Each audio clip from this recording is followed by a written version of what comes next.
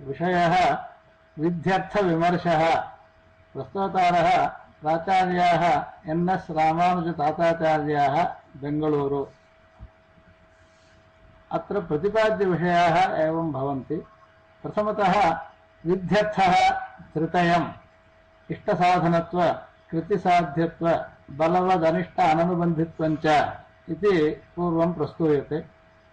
तदनन्तरम् अस्मिन् विषये वैयाकरणादि बहुशास्त्रज्ञानां मतानि विव्रियन्ते।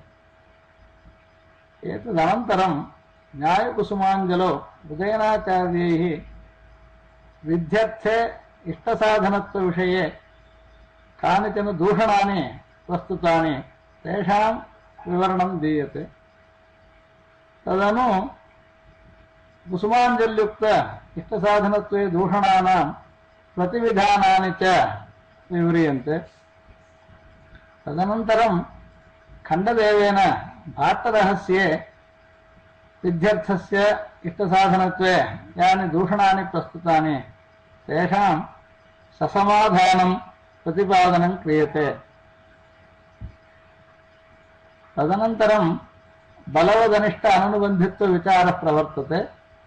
तत्र प्रथमं तर्कताण्डवोक्त दूषणानां प्रतिपादनं पूर्वं भवति। तदनन्तरं तेषां दूषणानां समाधानानि च प्रस्तूयन्ते। अनन्तरं बलवदनिष्ट अननुबन्धित्वविषये भाट्टरहस्योक्त दूषणानि विव्रियन्ते। अनन्तरं तेषां च परिहारक्रमः प्रतिपाद्यते।